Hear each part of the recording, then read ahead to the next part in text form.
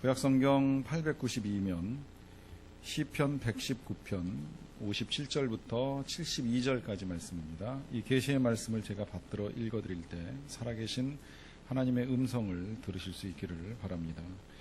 여호와는 나의 분기시시니 나는 주의 말씀을 지키리라 하였나이다. 내가 전심으로 주께 간구하였사오니 주의 말씀대로 내게 은혜를 베푸소서.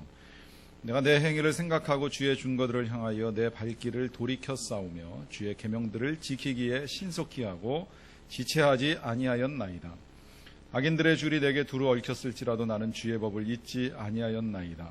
내가 주의 의로운 규례들로 말미암아 밤중에 일어나 주께 감사하리이다. 나는 주를 경외하는 모든 자들과 주의 법도들을 지키는 자들의 친구라. 여호와여 주의 인자하심이 땅에 충만하였사오니 주의 율례들로 나를 가르치소서. 여호와여 주의 말씀대로 주의 종을 선대하셨나이다. 내가 주의 계명들을 믿었사오니 좋은 명철과 지식을 내게 가르치소서. 고난당하기 전에는 내가 그릇 행하였더니 이제는 주의 말씀을 지키나이다. 주는 선하사 선을 행하시오니 주의 율례들로 나를 가르치소서. 교만한 자들이 거짓을 지어 나를 치려 하였사오나 나는 전심으로 주의 법도들을 지키리이다. 그들의 마음은 살쪄서 기름덩이 같으나 나는 주의 법을 즐거워하나이다. 고난당한 것이 내게 유익이라. 이로 말미암아 내가 주의 율례들을 배우게 되었나이다. 주의 입의 법이 내게는 천천금은보다 좋으니이다. 아멘.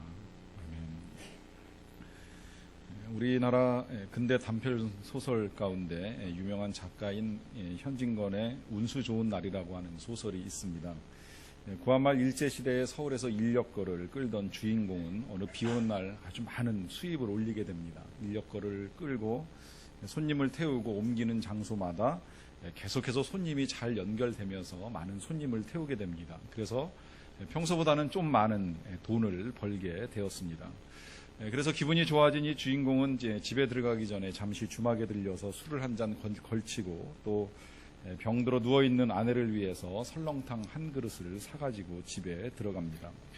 집에 들어설 때까지만 해도 그는 이제 그날이 그의 생애에 있어서 정말 운수가 좋은 날이라고 생각을 했습니다. 그러나 집에 들어서 보니까 병든 아내는 남편을 기다리다가 이미 세상을 떠나 있었습니다. 그리고 그렇게 죽은 아내의 곁에 어린아기가 엄마의 젖을 물고 울고 있었다는 이야기입니다.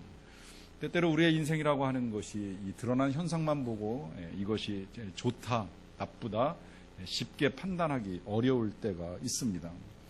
지어낸 이야기인데 이런 이야기가 있어요. 사당동인가를 가면 69번 버스가 있는데요. 어느 날 이 버스가 뒤집히면서 차 안에 타고 있는 사람들이 세상을 떠났다고 합니다. 전체가 다 세상을 떠났는데 누가 쓸데없이 그 가운데 누가 가장 억울하냐라고 하는 이제 이야기를 하게 된 거예요.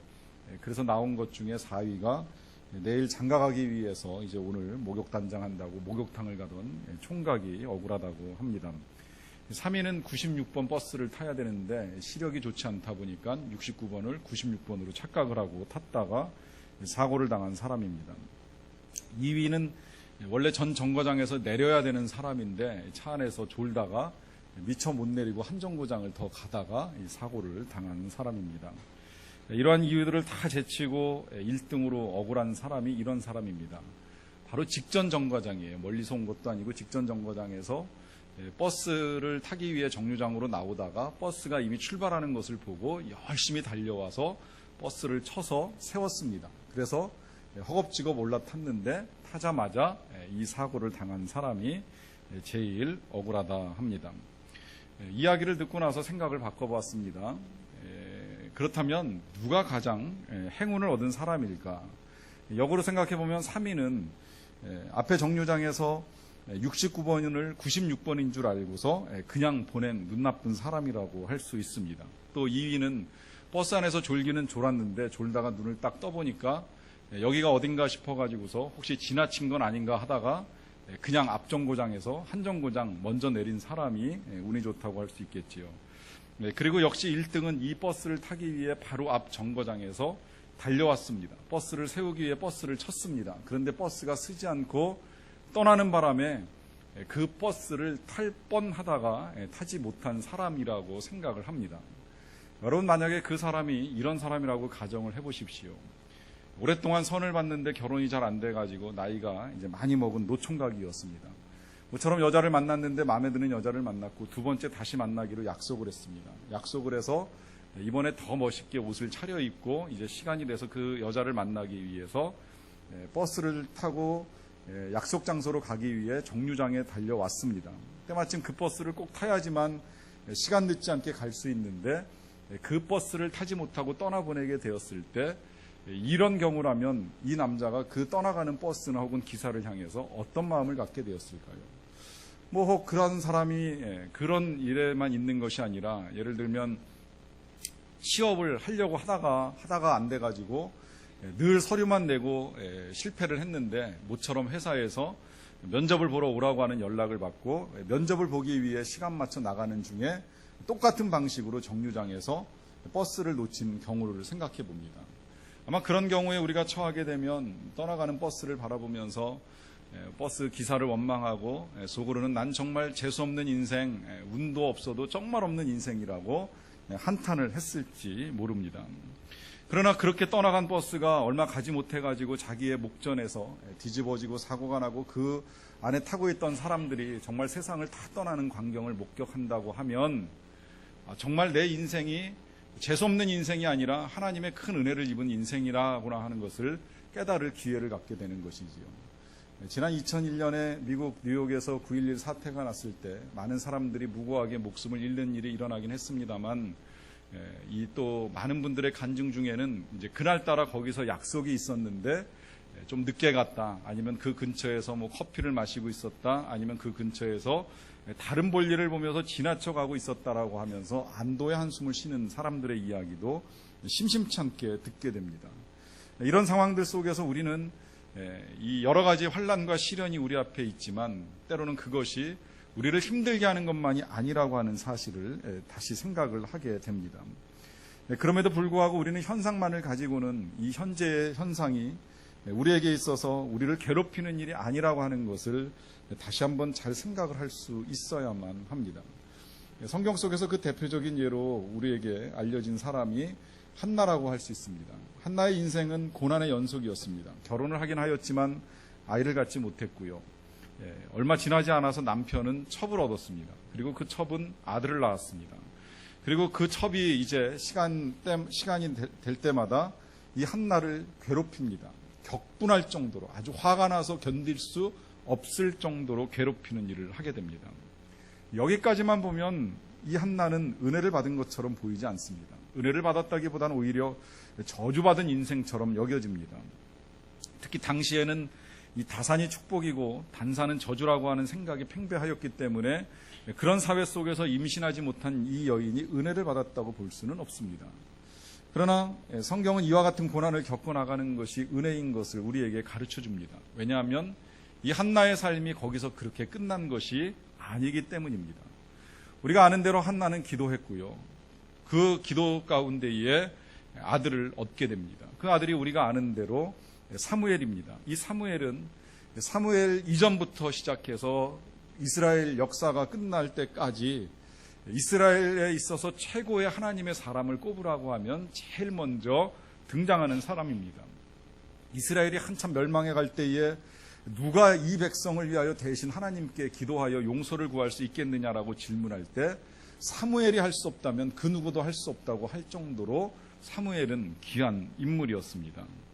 이 사무엘이 바로 불림으로 인하여 고난을 당하던 한나에게서 태어났으니 불림의 기간을 가졌던 이 한나의 삶이 고난만이었다고 말하기는 어렵습니다. 그래서 오늘 시편의 저자도 이런 고백을 합니다. 71절 말씀인데요. 고난당한 것이 내게 유익이라 이로 말미암아 내가 주의 율례들을 배우게 되었나이다. 고난이 유익이라. 저는 이걸 이제 오늘 다른 표현으로 고난이 은혜라 하는 표현을 사용을 합니다. 고난이 유익이고 고난이 은혜라고 하는 것. 이 은혜라고 하는 것이 하나님이 주신 선물인데 그렇다면 이제 우리가 이 세상에서 겪어나가는 고난도 하나님의 선물이라고 하는 의미가 됩니다. 그렇다면 우리가 일상 속에서 겪게 될 그 모든 일들이 하나님의 선물일 수 있는가? 여러분, 모든 고난이 다 하나님의 선물은 분명히 아닙니다. 그러나 우리가 그것을 어떤 태도로 수용하고 어떤 자세로 헤쳐나가느냐에 따라서 이 고난은 분명히 하나님의 선물이 될 수 있습니다. 그 가운데서 이 고난이 하나님의 선물이 될 수 있는 첫 번째 이유가 있다면 그것은 이 일로 말미암아 우리가 기도할 수 있고 이 일로 말미암아 우리가 하나님께 나아갈 수 있기 때문입니다. 오늘 시편의 저자도 고난 가운데 이런 태도가 있었음을 우리에게 알려줍니다. 그는 58절에서 이렇게 기도를 드립니다. 내가 전심으로 주께 간구하였사오니 주의 말씀대로 내게 은혜를 베푸소서. 고난이 은혜일 수 있는 이유가 바로 이것입니다. 하나님께 나아가는 것입니다. 그것도 전심으로 간구합니다. 저 역시도 고난을 겪을 때마다 깨닫는 것이지만 정말 이럴 때가 아니면 내가 하나님께 이렇게 간절히 매달리겠는가 하는 생각을 합니다. 평안할 때도 늘 간구하고 매달리면 좋으련만 정말 완악한 우리는 좀처럼 고난이 없으면 그렇게 하기가 쉽지 않습니다. 꼭 환난이 닥치고 시련이 닥치고 그래야지만 매달립니다. 그것도요, 어느 정도 내 힘으로 해결할 수 있다거나 아니면 누군가의 도움, 예를 들어 웬만큼 병원에서 이 정도야 며칠 약 먹으면 됩니다, 간단한 수술입니다 정도 소리 들어도 기도하기가 쉽지 않습니다.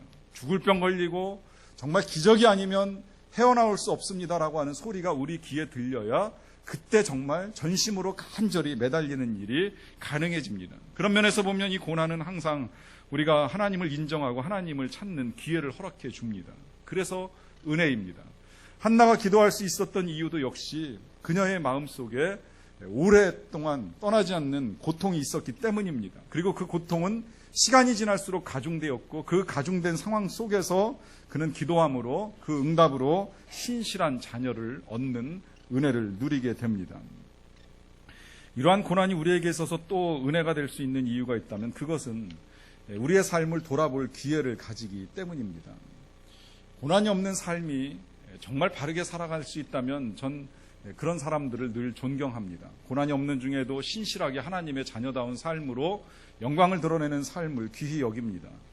하지만 우리가 평상시에 그렇게 살아간다라고 하는 것이 참 쉽지 않습니다. 그러나 고난을 당할 때 우리는 우리의 삶을 돌아볼 기회를 갖습니다.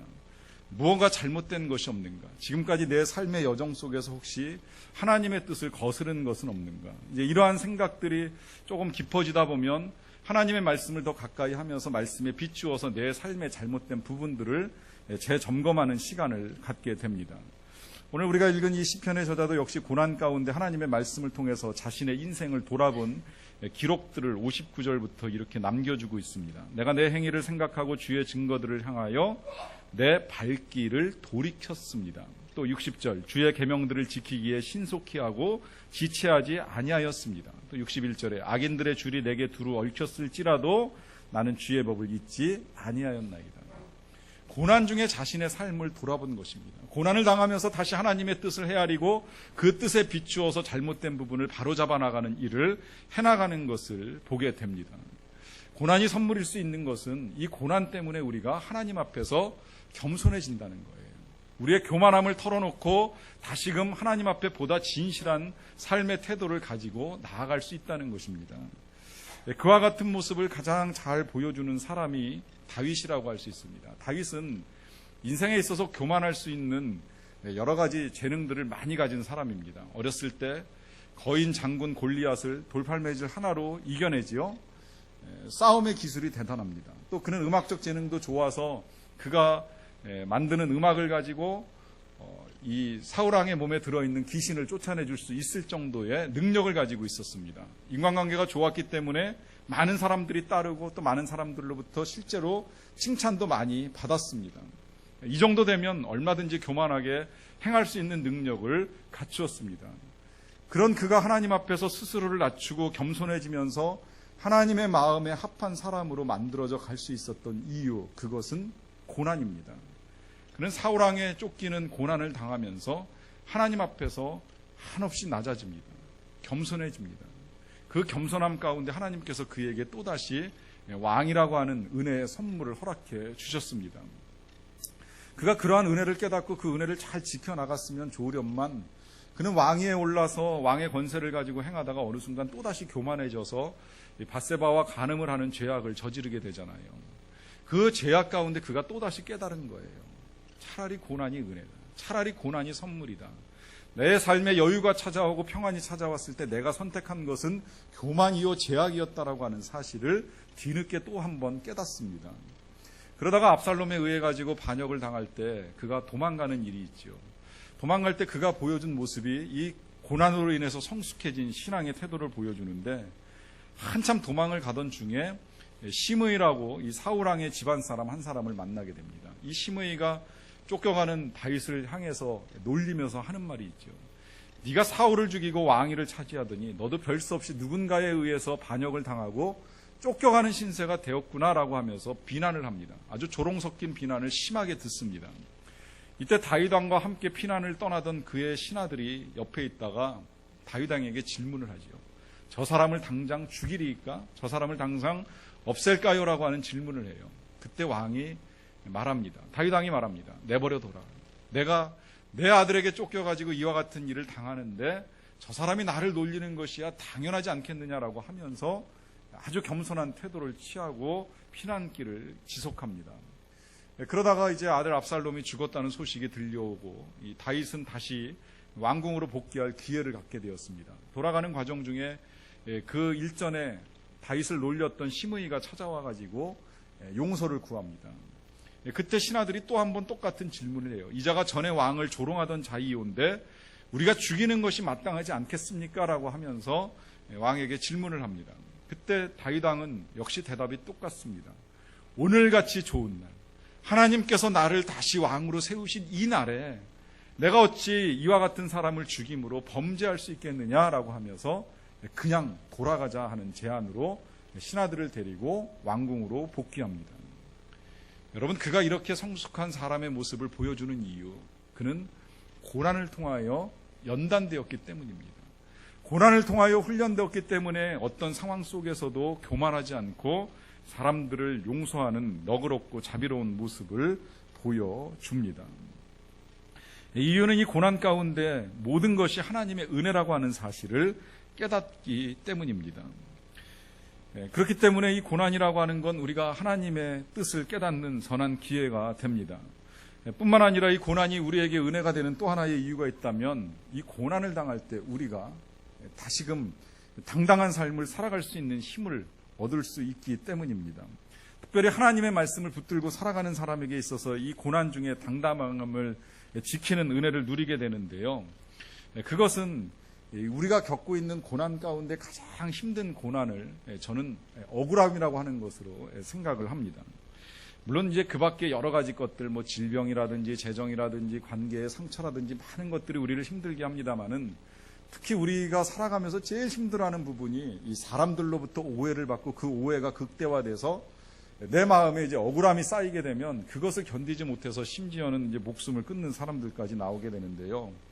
정말 참 힘든 부분이라고 할 수 있습니다. 누군가로부터 오해를 받고 그 오해를 풀 수 없는 상황에 놓이는 것을 좋아할 사람이 없습니다. 얼마 전에 우리가 그 지원하는 선교사님 한 분이 이제 귀국하셔서 여러 가지 이야기를 나누는 중에 그런 말씀 하시는 걸 들어봤어요. 선교지에서 이제 아내 선교사님이 병을 얻었습니다. 그래서 이제 치료차 귀국을 하셨잖아요. 일단 그 지역 사람, 그 나라 사람들 생각에 이 하나님을 믿는다는 사람의 가정에 왜 그와 같은 질병이 임하느냐라고 하는 이런 질문을 듣는 게 참 힘들다는 이제 말씀 들었고요. 더 힘든 건 들어와가지고 교회에서 이제 여러 가지 이야기를 나누는 중에 어떤 분인지 모르겠지만 그런 말씀을 하신다는 거예요. 선교를 어떻게 했길래 왜 그런 질병을 얻느냐 하는 이야기를 하는 겁니다. 여러분, 선교사님에게 있어서 참 속상한 일이지요. 병도 힘들지만 사람들로부터 들려오는 그 소리들로 인한 이 마음의 상처 견딜 수가 없습니다. 이 상처는 사실 몸보다 마음을 더 힘들게 하는 일입니다. 저는 그러다 보니까 이제 그 요셉의 삶에 있어서 어느 때가 제일 힘들었나 하는 생각을 다시 한번 해봤어요. 형들에 의해서 팔려갈 때도 힘들었을 것이고, 또 감옥에 들어갈 때 힘들고, 감옥에서 나갈까 싶었는데 한 2년 동안 기다리는 시간 적지 않게 힘들었으리라고 생각을 합니다. 또 그에게 있어서 힘든 시간이 있다면 그의 아버지 야곱이 세상을 떠났을 때도 결코 쉬운 시간은 아니라고 여겨집니다. 그런데 더 답답한 건 이제 그 아버지가 세상을 떠나시고 난 다음에 형들의 태도예요. 이 형들이 요셉을 찾아왔을 때 요셉은 다 받아줬잖아요. 받아서 살 길을 열어주고 또 살 수 있을 만큼 땅도 허락해주고 많이 돌봐줬잖아요. 그런데 정작 아버지가 돌아가시고 나니까 형들은 걱정을 하게 된 거예요. 우리 아버지가 세상을 떠났으니 혹시라도 저 요셉이 우리에게 원수를 갚는 일을 하지 않겠느냐 하면서 걱정을 합니다. 그래 걱정 끝에 이 형들이 만들어낸 방법이 뭐냐면 거짓말로 아버지의 유언을 만들었지요. 당신의 아버지가 돌아가시기 전에 우리에게 말씀하시기를 당신에게 가서 우리를 용서하라고 하는 말씀을 하시고 세상을 떠나셨습니다. 요셉이 이때 눈물을 흘려요. 성경이 여러 가지 고난을 겪어나가는 중에 요셉이 눈물을 흘렸다는 기록이 자주 나오지 않습니다. 한 2번 정도 나오는데 그 중에 한 번이 바로 이때 형들이 찾아와가지고 이 요셉의 마음을 이해하지 못하고 요셉을 오해해서 거짓말로 아버지의 유언을 전해주는 이야기를 들을 때 요셉이 눈물을 흘립니다. 그렇지만 요셉은 그런 형들의 생각이 잘못되었다고 할지라도 결코 굴하지 않고요. 또 자신의 진심을 알고 계신 하나님 앞에서 당당하고 정직하게 그 진심을 이렇게 드러냅니다. 이것은 형들에게 하는 말인데요.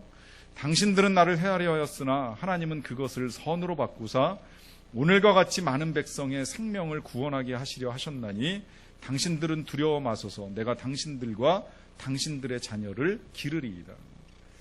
여러분 이것이 어떻게 가능할까요? 자신을 미워했던 형들과 또 자신을 아직도 오해하고 있는 이 형들 앞에서 당신들 걱정하지 말라고 오히려 내가 당신과 당신들의 자녀들을 길러주겠다라고 약속까지 해주는 이 요셉의 태도가 가능할 수 있었던 이유, 그것은 그가 하나님 앞에서 당당한 사람이었기 때문입니다.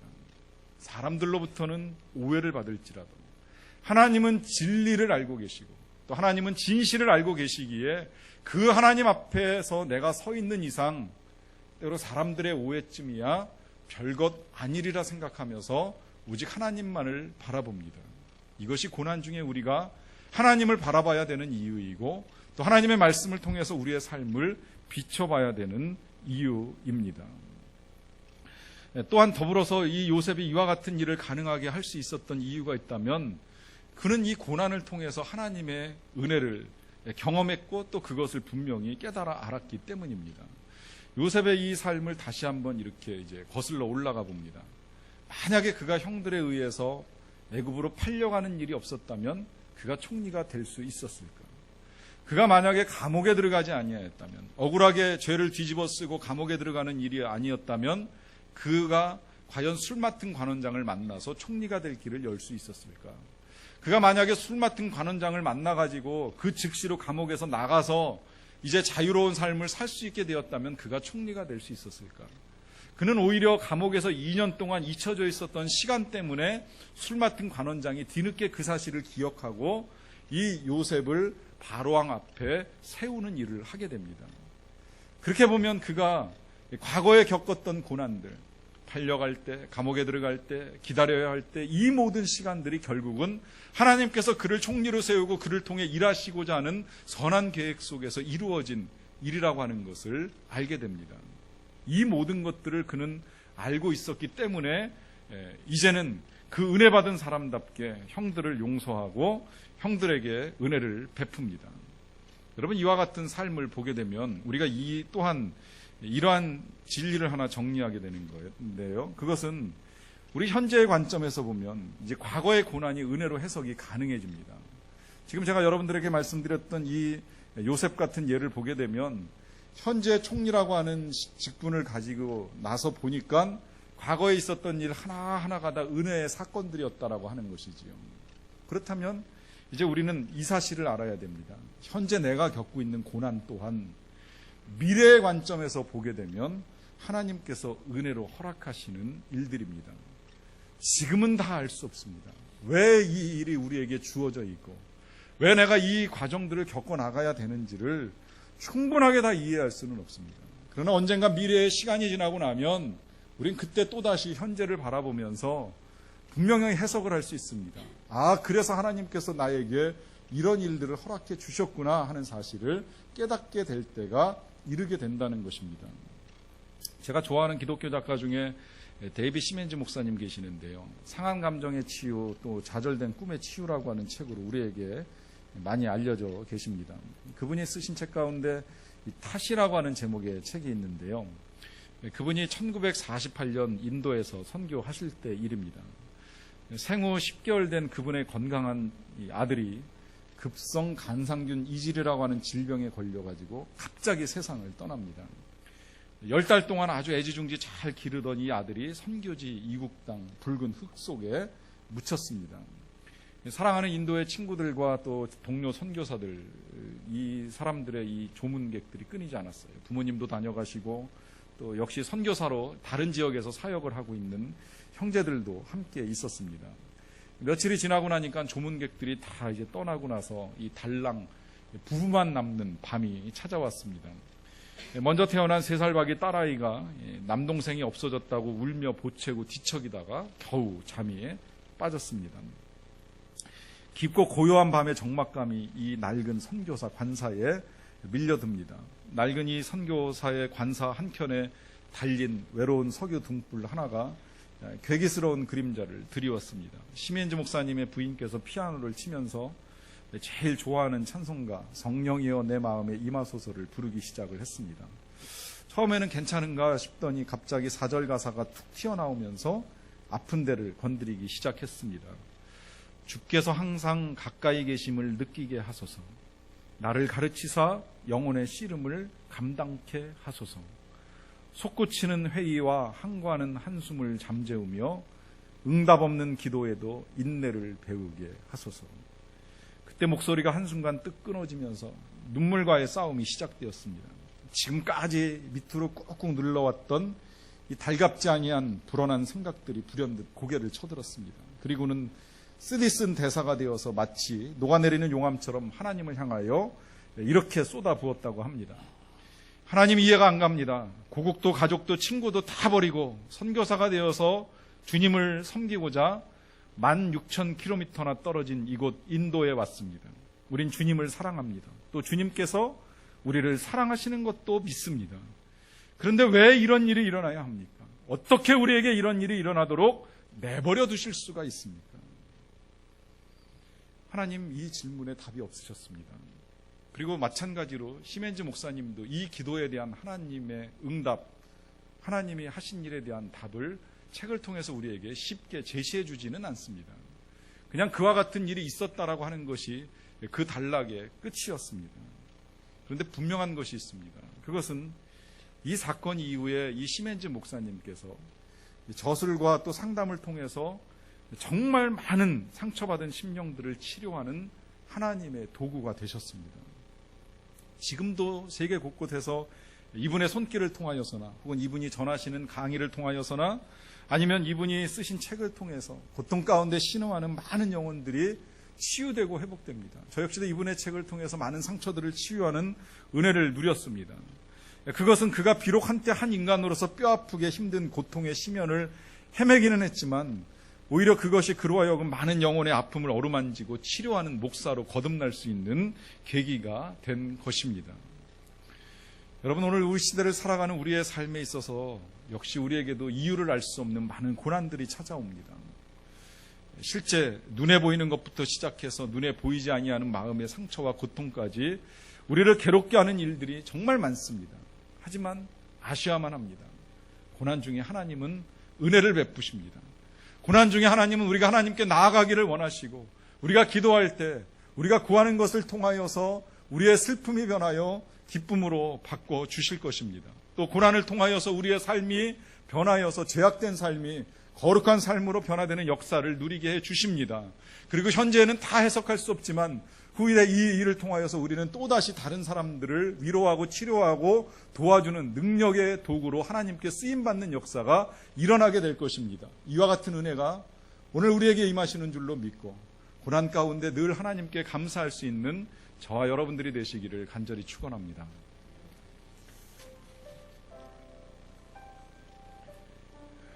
사랑하는 성도 여러분, 여러분들이 현재 당하는 고난은 무엇입니까? 그 고난이 있다면 그 고난을 가지고 하나님 앞에 나아가십시오. 간절히 기도하세요.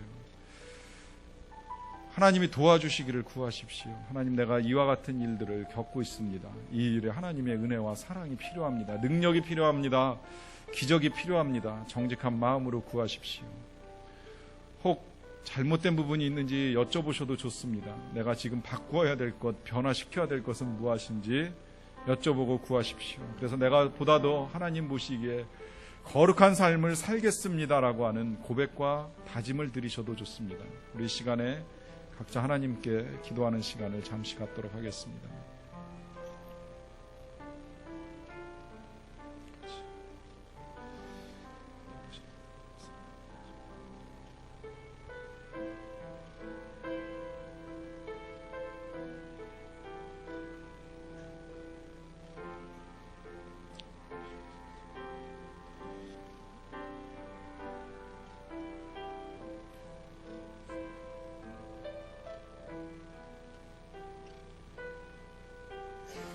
사랑과 은혜가 풍성하신 아버지 하나님, 우리의 삶 가운데 이유를 알 수 없는 여러 가지 어려운 일들이 끊임없이 일어납니다.